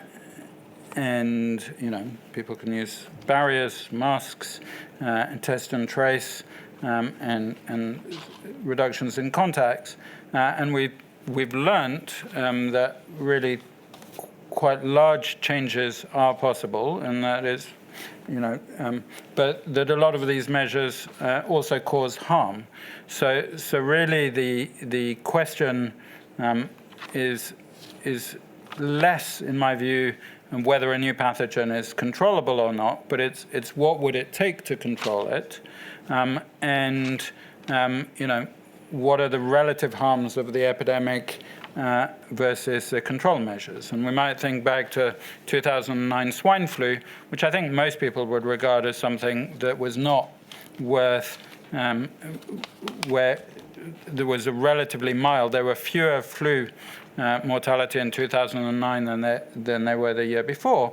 And of course, that meant that protections could be targeted to those most vulnerable in 2009. At the other end of the spectrum, something like a hemorrhagic fever like Ebola or Marburg, there would be no controversy, or even SARS-1 with 10% fatality rate, there would be no controversy in pulling all of the stops to control this. So the question is really where the boundary between what those things are. And I think public health can also move that boundary by having control measures that have the greatest effect on transmission at the least possible harm. So I think the contact tracing is one of the things, test, trace, isolate is one of the things that can offer sort of a substantial benefit. And if we think about future pandemics, where we might have vaccine candidates and treatments, certainly for flu, we already have treatments and vaccine candidates stockpiled. We can use test, trace, isolate to distribute those treatments and vaccines. So the issue is that public health needs to be on top of transmission, allowing a choice to be made, because if you wait until the data are available to determine the right course of action, you might be in a situation by the time you have the evidence, your choice of actions is restricted. You're already no longer capable of doing test, trace, and isolate because it's too late. Test, trace, and isolate, it's a bit like whack-a-mole. You have an outbreak here, there, and you need your teams to be going in and responding with sufficient capacity to every single outbreak. You can only do that if you start really early and if you stay on top of things. And to do that, you need to be willing to do it before you need to know that you need to do it. So you need to do it, and then you need to collect the data so that if a better course of action is desired, you then have the choice to switch to that better course of action. Thank you. And I think you essentially identify that when a new epidemic begins spreading, initial efforts should focus on containing or suppressing spread and collecting the necessary data for decision making. And you've given a number of examples of countries, including Norway, Denmark, Taiwan, South Korea, Singapore, New Zealand, Australia, where they were able to control infection, hold back the epidemic until vaccines were rolled out in 2021, and that those countries also did not experience excess mortality from the pandemic, nor did they suffer worse economically, and nor were all undemocratic. That's right. Can we then move, please, to, I think, what you've tiered as your second key recommendation? I'm not going to go through each. Your statement will be published that detail all. Your, I think, second tiered recommendation is that the United Kingdom should develop standing capacity to test many people for novel viruses, to perform manual contact tracing with accuracy and speed, and to roll out digital contact tracing within weeks at the start of the public health emergency. Do you want to just expand upon that recommendation, please? So in the UK, we have some capacity for PCR testing of novel pathogens and contact tracing. My understanding is that that capacity is not substantially bigger than it was at the beginning of 2020. I think it needs to be more substantial. That will obviously cost money that could be spent for other more immediate needs, but I think it's an investment, which would pay many times over in the event of an emergency. And I think I think my next recommendation is more details on the digital contact tracing. We do not, as far as my understanding is, the UK is in a situation where essentially we do not have a detailed plan at this point in time for that early public health response that would then precede things like vaccination and so on down the line. And we need, And so can I ask you, so you've told us throughout your evidence about the time it took to develop the contact tracing app. So if there was to be a pandemic tomorrow, what's your view about how long it would take to get a contact tracing app up and running again? So as it was decommissioned, that was a question which UK HSA addressed. And my understanding is that the time was about 4 months to get things up and running, and that it would be difficult. So the code has been frozen. It's available. It's open source code, but it doesn't have the Google and Apple side of things, and its phones change very quickly. I mean, the capacity to do this app was really quite dependent on technology that was introduced 2016 through 2018. We're already seeing new receptors on phone, ultra wideband, so on and so forth. And we also have a diversity of phones. So it's not something reawaking this code, from its sort of frozen state is not at all a straightforward process. Renegotiating the agreement with Google and Apple, the governance, which was a link in between Google, Apple, and the public health authorities, was something that nobody was happy with. There isn't a better framework in place at the moment, so you would have to reopen all of those discussions. And in particular, other features which I thought were really good features, the QR code check-in, being able to order a test, and so on and so forth. They didn't work as well as one might have hoped. Now seems like a good time to figure out how to make those things really work for next time. And so, Professor Fraser, what does that need now to be taking place within government? Well, it needs a partnership. It needs a partnership between government with funding. It needs a partnership with public health, who would commission and fundamentally own this, because it has to be integrated with other public health tools. It needs the input of scientists, epidemiologists, but also from the technology sector. So it needs a partnership to be put together. And I think you mentioned in your opening, we've started the process from the academic side of bringing together the economists, the behavioral scientists, the demographers who think about social disparities, and so on. The engagement, but to expand it further, we need a government commitment, and the government, I think, needs to bring the technology sector as well to the table to prepare this, and to really have activities. Two things, really. We need activities during so-called peacetime, where contact tracing, the UK's had some unusual influenza cases, a small number, introduction of new viruses, where contact tracing has been important. So, the technology and most importantly, the learning of communities and individuals can be done during this peacetime period, as maybe there isn't really a peacetime because there are always new viruses, but in these very contained outbreaks. And we also need a plan for rapid deployment within weeks should we face another epidemic, when we face the next epidemic of sort of pandemic potential. And I think you suggest in your recommendation, but that if that's done, we should be ready to issue an act within, I think, a period of 3 to 4 weeks. I think that's right. If you imagine, it became fairly clear by the third week of January that this was a major event. If you imagine that by the mid-February, we were already scaling up contact tracing and collecting, with people's consent, collecting data on what the risks, what was a risky contact, what wasn't a risky contact, could have allowed people to focus much more on those risky contacts that lasted an hour, 2 hours. We could have been giving recommendations for social distancing and getting feedback immediately, real-time feedback on whether contact rates were really going down, how people were responding. That would have given it would have empowered individuals, but also given many more policy options in terms of calibrating the response. Thank you. And finally, Professor Fraser, I'm just going to essentially summarise 3 other of your recommendations briefly, because I think they stand alone without needing expansion.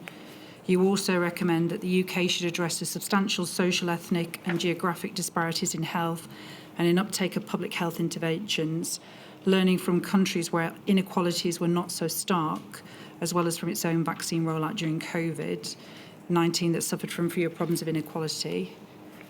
You additionally recommend that the UK should plan a system of financial and social support for quarantine and plan to replace it, if possible, by a policy of regular testing. And you've also recommended that closing schools should be a measure of last resort, and non-pharmaceutical interventions other than test, trace, isolate, quarantine, such as regular asymptomatic testing, are needed to balance controlling infections with keeping schools open. I apologise for summarising them that way, but I think they are fair to say also significant recommendations you suggest to my lady. Is that correct? That's correct. Professor Fraser, those are my questions. My lady, do you have any? No, thank you, but I know Mr. Thomas has. Mr. Thomas is over there.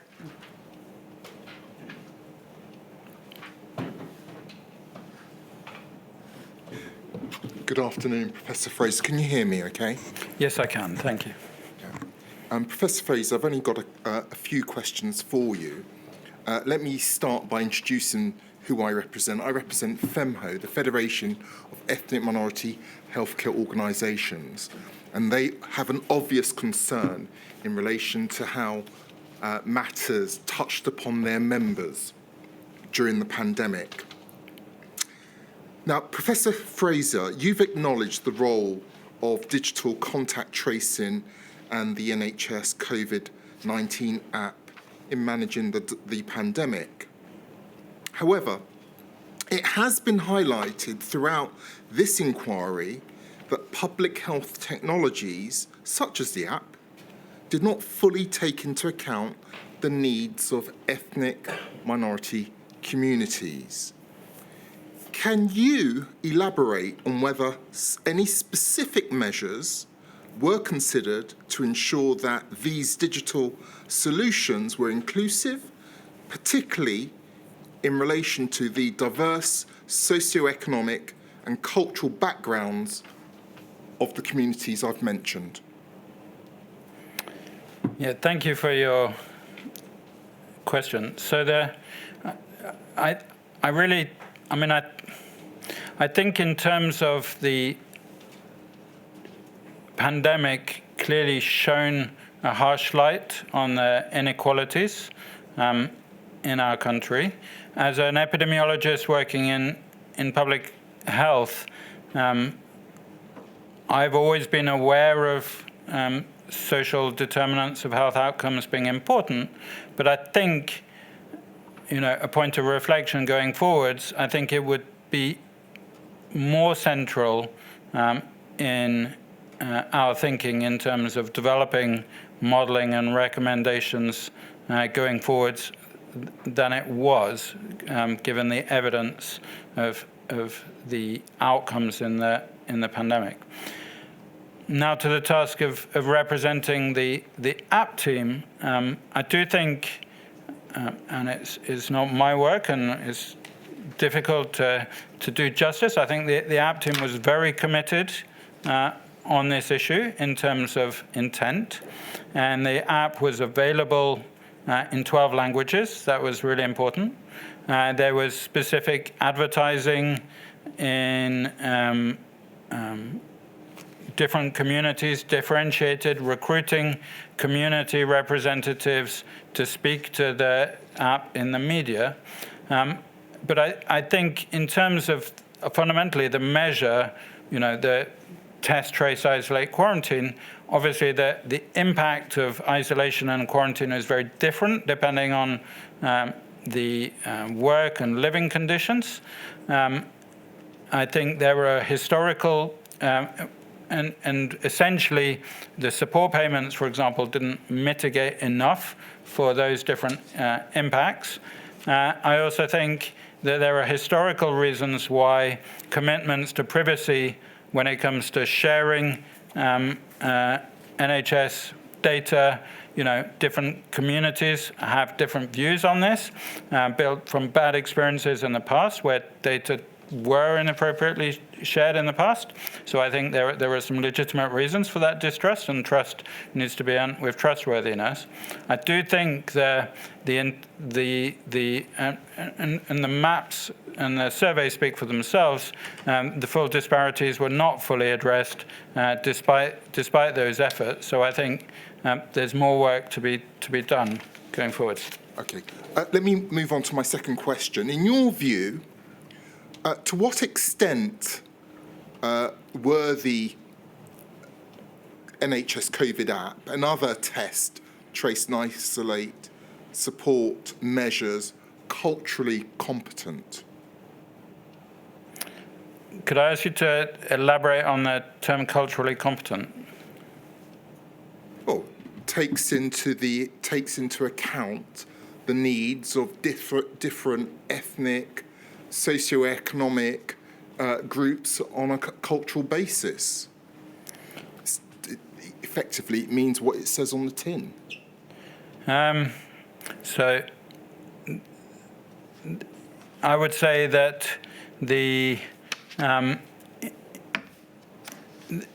in a way, the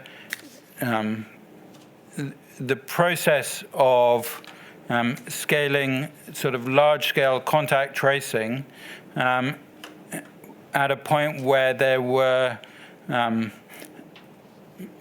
sort of many more infected cases and many more people that needed contact tracing to then could be reasonably communicated with by people with sort of appropriate expertise who could differentiate their advice, meant that, in answer to your question, probably it wasn't differentiated to people's needs. Can I give it? Forgive me for stepping in, but can I just give you a very obvious example? An example that I gave to Her Ladyship in my opening yesterday, and it's simply this: many minority ethnic households are multi-generational. That in itself will have an impact, won't it? So, in terms of, what I think on this is absolutely different living conditions and multi-generational households clearly associated with worse outcomes, clearly make it much harder to isolate or quarantine within a household, and insufficient effort was made. I think the problem wasn't so much the contact tracing, maybe. It was more the consequence of the contact tracing, which was, being asked to self-isolate for a large number of days had a very different impact according to your living standards and place, according to what your house was like, according to what your work was like. There was insufficient support, and other countries we saw would give more support and offer, that people could spend time in a hotel, for example, if they felt they were unable to protect their loved ones within their household. Finally, this, and I want to be forward-looking. That has been a point that FEMO wants to make. What changes could be made going forward to ensure that things become more culturally competent? What changes do you think we could make?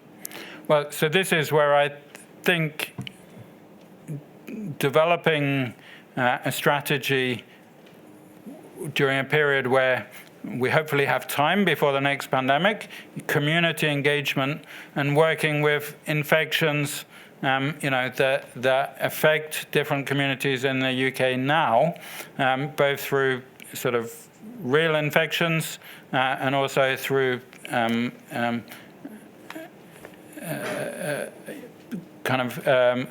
research, social research, led by people from different communities, having more diversity in the people conducting the research, and in sort of tailoring strategies and developing forward-looking strategies that make sense to different people's lives and different people's needs, while also respecting the needs to control the epidemic as much as possible, to stop the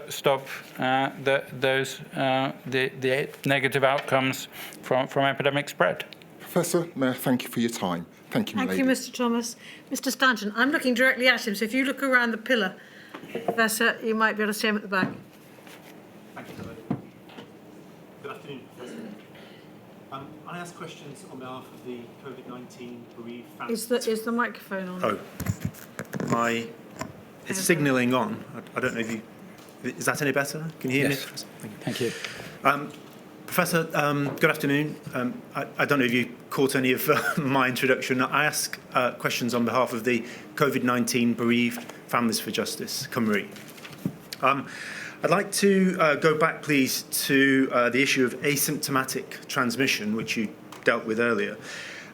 You described earlier, and this is also at paragraph 19 of your witness statement, how by February 2020 you had established that the rate of asymptomatic transmission was at a much higher incidence for SARS-CoV-2 than for SARS-CoV-1, and that you quickly arrived at an approximate incidence rate of 50%.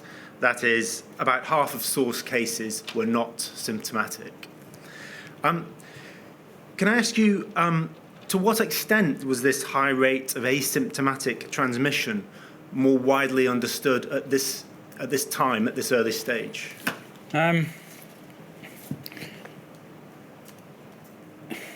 So there were a number of academic publications, preprints, that came out around a similar time. And then academic publications that brought the different data together. As I mentioned in my earlier response, we also, the findings were surprising and concerning for the sort of obvious reasons that it would make control much harder than it otherwise were. There was a lot of checking, informal communication with epidemiologists, including those who'd written those papers. Could they verify that this was not just people not wanting to answer the question about their symptoms, which might be understandable. So I believe it was fairly, and there were some big publications, in major journals led by other authors that appeared at the same time. And I guess this kind of underpins my evidence. I think we were very careful as well with it. This was a novel intervention, and really throughout what we were saying, opening ourselves up to scrutiny is something that I feel is really important, especially in this high-profile situation, that people who would take a different opinion from us are encouraged to do so through anonymous peer review and through public discussion, so that we can make sure that we weren't, we all get things wrong, and the calculations don't go as we should. I think on this point the evidence really emerged quite clearly throughout February and March 2020. Thank you. One quick follow-up, Professor, please. Are you able to provide any insight as to why you and your colleagues had an immediate awareness of this issue, which you describe in your statement as startling, whereas others took much longer to acknowledge this feature of the virus? The one qualifier I would put on our analysis, on our information, sorry to digress slightly before I will answer your question. And I think yesterday there was a discussion about what the symptoms actually are. And typically in the scientific papers, when people say asymptomatic, they typically mean not the symptoms which we've decided are the diagnostic symptoms of COVID. And I think what's been quite useful is the term paucisymptomatic, so few symptoms. And I suspect that there's a grey area, and I think this has become clearer later, that asymptomatic may involve some mild symptoms which are just not the defining symptoms of COVID. As to your... Sorry, I have managed to... I'd wondered, Professor, why you so immediately, and as you describe, in a startling way, recognised this feature, whereas others seem to have taken much longer to accept asymptomatic transmission.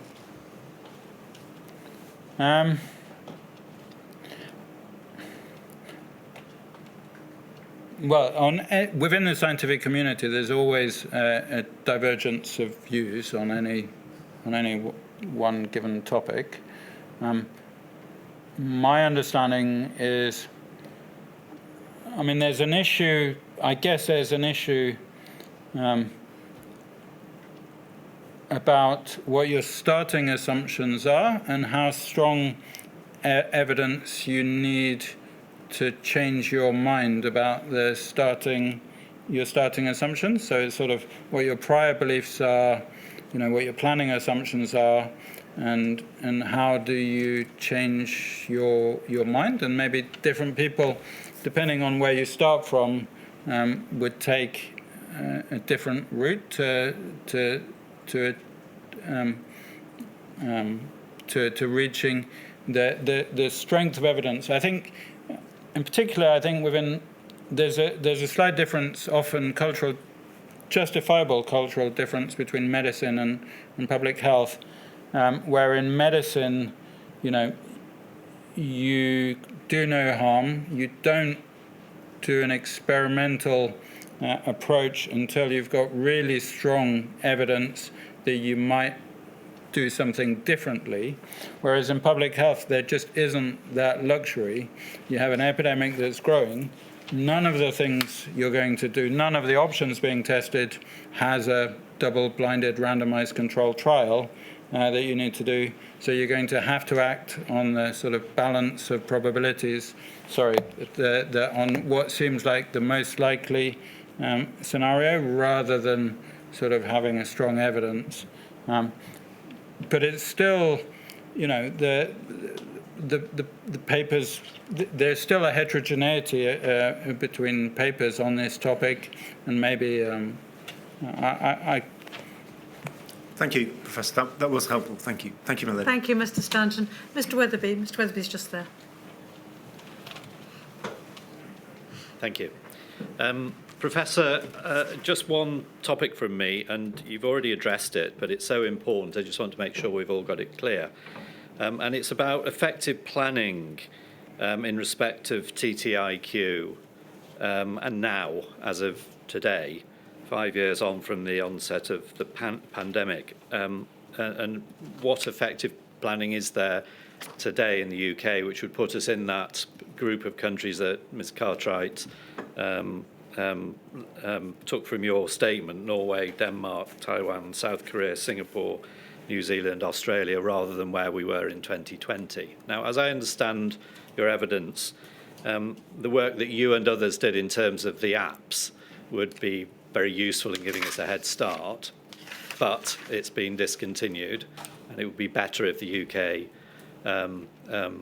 picked up that project now to make sure we were ready to go next time. So that's the first point. Have I understood your evidence correctly on that? yes. Yeah. The other point, you said that in terms of testing capacity and contact tracing capacity, as I understood your evidence, please confirm or not, we're more or less in the same position as we were at the outset of the pandemic. More or less. Yeah. That's concerning. I agree. Yeah. Is there any other planning in respect of test, trace, isolate, quarantine support that has been undertaken, which puts us in a better position to join that better performing group of countries? So if I may sort of address what's a very important question in different parts and with appropriate qualifiers. Yes. First of all, with respect to the importance of the app, it so happened my expertise developed through the pandemic was with the app, but it's part of a system. Yes. The whole system is important. And in fact, some of those countries didn't particularly use digital approaches at all. They had public health capacities in other ways. Norway and Denmark. Some countries made extensive use of digital approaches. Taiwan, South Korea, yes. Singapore. Singapore had 98% adoption of either the app or the wearable device for people who were digitally excluded. So there isn't one size fits all. All of them did test, trace, isolate, and quarantine. Secondly, I think we have to acknowledge, when we do global simulations of epidemics, the UK is a very well-connected country. So we are pretty much wherever an epidemic starts in the world, we will be ahead of the curve rather than in the middle of the pack in terms of, so we don't have the luxury in the UK of seeing how things pan out in other parts of the world before making a decision in the UK. So the UK, to some extent, has to make a decision blind. Then the third thing is I really want to pay respect to the colleagues I work with in public health who are yes. extremely committed now in terms of how they respond to outbreaks, and extraordinary colleagues in the app team, in NHSX, in NHS Test and Trace, who are commitments. It's really,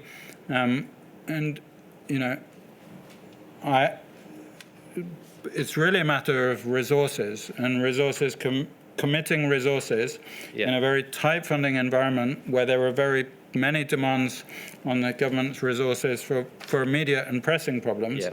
And it is how does this pandemic preparedness fit in? It is a real challenge, but I absolutely agree with the concern that you expressed that I don't believe we're adequately resourced Yes. To enable such a very fast response. And one of the learnings from COVID is that if you flood the system with resources once the pandemic has started, you can do extraordinary things, but you would have done them better and at a much reduced cost if you'd worked things through in advance. And in addition, you would have been able to differentiate and address disparities and make things which make sense for, much more multifaceted in such a situation. So the greater resources would help these extraordinary colleagues in public health to put us in a better position if a pandemic comes along next week or next year. Better resources and a clear steer of what the overarching strategy is in the face of a clear overarching strategy. Thank you very much. Thank you, Mr. Weatherby. Professor, that completes all the questions we have for you. You've been rightly very complimentary of the colleagues you work with, but I'm sure that this country owes you a huge debt of gratitude for all the work that you did. So thank you very much for everything you did during the pandemic to develop the app, and thank you very much for the help you've given to the inquiry. Thank you, my lady. Thank you, my lady. Very well. 10 o'clock tomorrow, please.